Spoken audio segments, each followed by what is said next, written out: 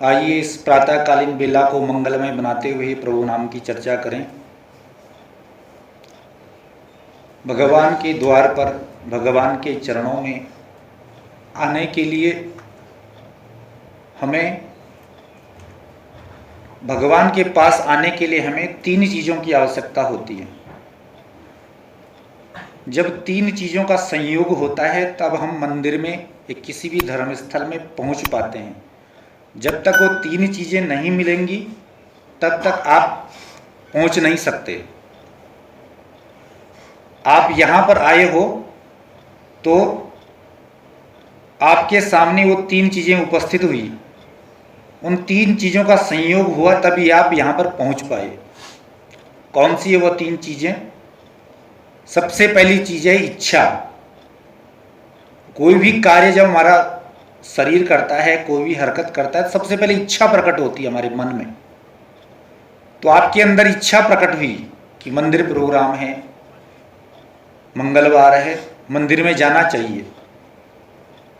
लेकिन इच्छा बहुत लोगों ने करी होगी कि आप कहीं भी जाते हैं, किसी भी तीर्थ स्थान पर, इच्छा तो बहुत करते हैं कि मुझे वहाँ भी जाना था, वहाँ भी जाना था। क्या जा पाते हैं? नहीं जा पाते। क्यों नहीं जा पाते? क्योंकि उन्होंने इच्छा तो करी लेकिन यत्न प्रयत्न प्रयास नहीं किया। केवल इच्छा से काम नहीं चलने वाला, इच्छा के साथ साथ यत्न भी करना पड़ेगा, प्रयास भी करना पड़ेगा। तो आपके मन में इच्छा हुई, उसके बाद आपने प्रयास किया, चलो जाना चाहिए, प्रयास किया। लेकिन उसके बाद भी कई बार हम इच्छा भी करते हैं, कोशिश भी करते हैं। मान लीजिए कहीं हमको यह लंबी यात्रा में जाना है, भारत के 4 धामों की यात्रा करनी है, टिकट बुक करा लिया 1 महीने पहले से ही, इस तारीख की ट्रेन है, पूरा तैयारी होगी, कल ही निकलना है, पूरी तैयारी है। अचानक ऐसी घटना घट गई कि यात्रा हमको कैंसिल करनी पड़ती है, नहीं जा पाते हैं। तो हमने इच्छा भी करी, प्रयास भी किया, लेकिन नहीं पहुंच पाए। क्यों? क्योंकि बोले अभी एक चीज की कमी है। कौन सी? वो है भगवत कृपा, अनुग्रह, प्रभु की कृपा उसको बोलते हैं। वो चीज भी जब हमारे इन 2 चीजों के साथ में मिलती है तभी हम पहुंच पाते हैं। तीनों ही चीज जरूरी हैं। ऐसा नहीं कि कई लोग ऐसे ही मन से कह देते हैं, अरे जब प्रभु बुलाएंगे तब जाएंगे, उसकी इच्छा होगी तो जाएंगे। केवल उसकी इच्छा से भी काम नहीं चलेगा, हमें भी अपनी इच्छा करनी पड़ेगी, हमें भी प्रयास करना पड़ेगा। सबसे पहला शुरुआत हमसे होनी चाहिए, इच्छा और प्रयास की। तब भगवान कृपा करते हैं, तब उसके ऊपर निर्भर है कि वो क्या करेगा, बुलाएगा नहीं बुलाएगा।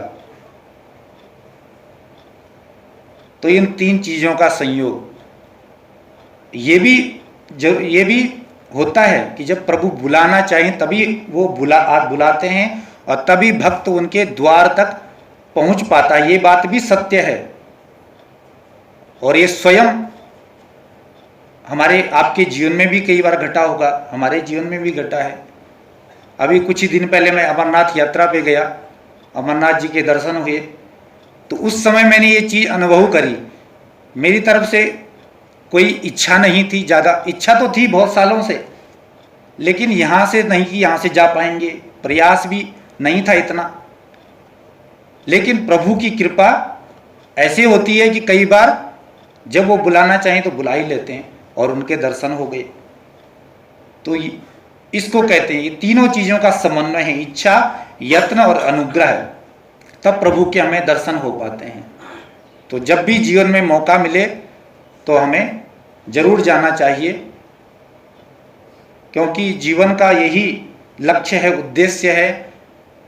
हम घर गृहस्थ में हैं, परिवार में हैं, हर कार्य करना है, संसार में हैं तो संसार को भी चलाना है, लेकिन उसके साथ साथ हमें ईश्वर को भी अपने केंद्र में रखना चाहिए, अपने मध्य में रखना चाहिए, क्योंकि उन्हीं ने हमें ये सांसें दी हैं, उन्हीं ने सब कुछ दिया है।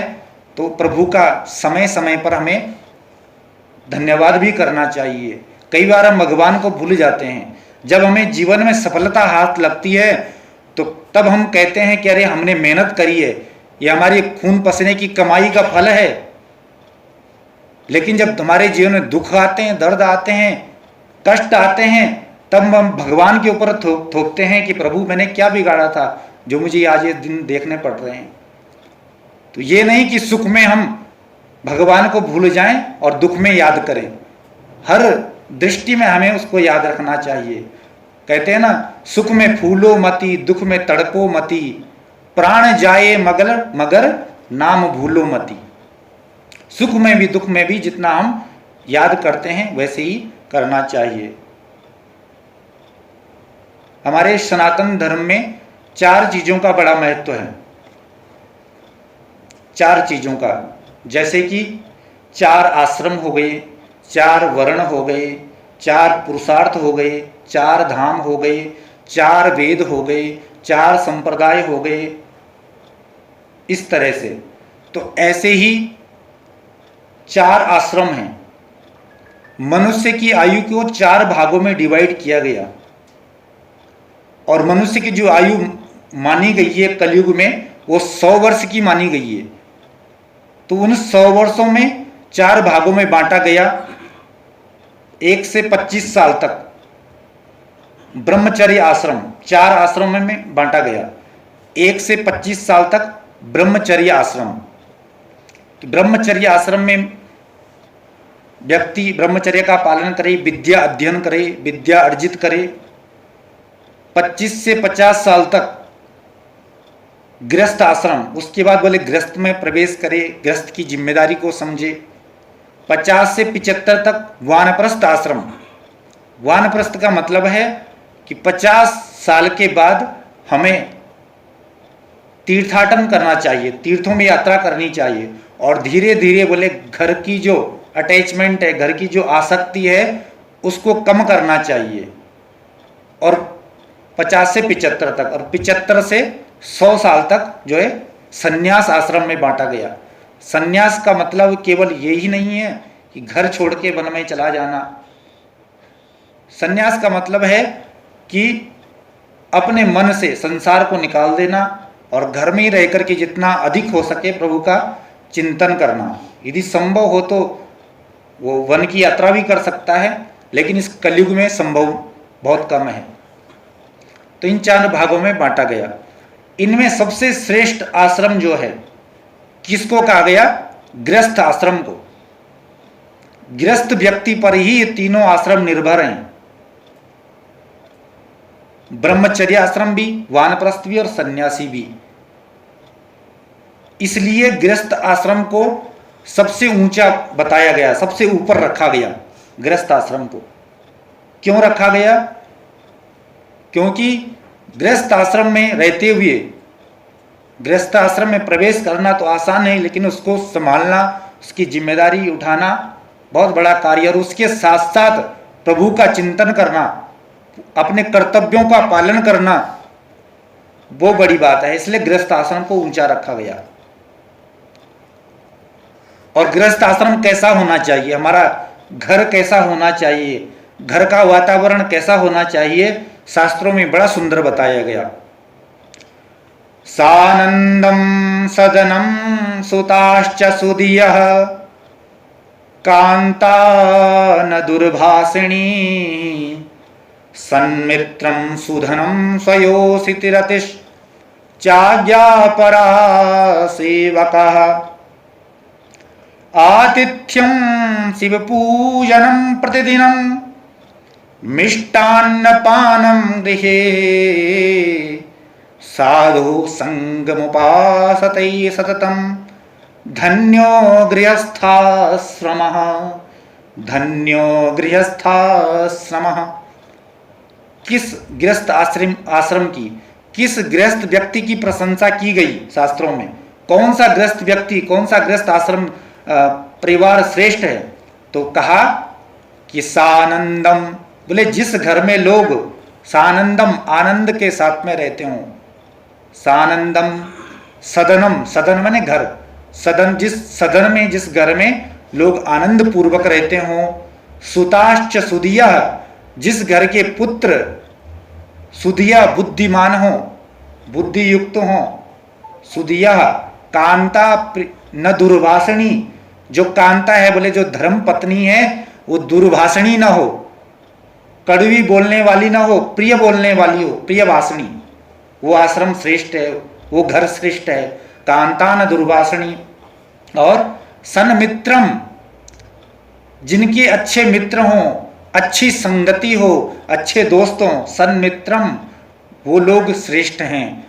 सुधनम, जिनके घर में ईमानदारी का धन आता हो, अन्यायपूर्वक कमाया धन नहीं, न्यायपूर्वक जो धन प्राप्त हुआ हो।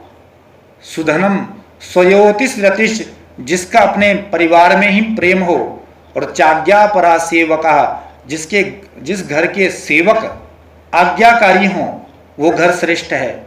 और इसके साथ आतिथ्यम शिव पूजनम, जिस घर में अतिथि सत्कार होता हो, आने वाले व्यक्ति का सम्मान होता हो, अतिथि सत्कार बोलते हैं ना, अतिथि देवो भव, अतिथि देवता के समान होता है। अतिथि किसको कहते हैं? अतिथि शब्द का अर्थ क्या होता है? अतिथि तो हम तो ये आमतौर पर यही समझते हैं कि कोई भी हमारा परिवार का रिश्तेदार फोन कर लिया कि हम आज ये आपके घर में आ रहे हैं, इतनी तारीख को इतने बजे पहुंच जाएंगे, तो हम उनको अतिथि मान लेते हैं। ठीक है, वो भी अतिथि हैं, लेकिन वास्तविक अतिथि कौन होता है? अतिथि का मतलब होता है तिथि, तिथियां जो होती हैं, प्रतिपदा, द्वितीया, तृतीया, चतुर्थी, पंचमी, ये तिथियां होती हैं। तो जिसके आने की कोई तिथि निश्चित ना हो, कोई डेट ही कंफर्म ना हो कि कोई हमारे घर में आ रहा है, अचानक जो घर में आ जाए, चाहे वो हमारे परिवार का हो, चाहे हमारे लिए कोई अनजान व्यक्ति हो, अचानक जो घर में आ जाए वो वास्तव में अतिथि होता है। और उसका जिस घर में सम्मान होता है, उसका आदर होता है, वो घर बोले धन्य है, वो परिवार धन्य है। आतिथ्यम शिव पूजनम प्रतिदिनम, जिस घर में शिव का पूजन होता हो, गृहस्थ व्यक्ति को शिव का पूजन जरूर करना चाहिए, शिव पार्वती का, चाहे उनके इष्ट कोई भी हो, राम जी हो, कृष्ण जी हो, दुर्गा माता हो, लेकिन शिव पार्वती का जो है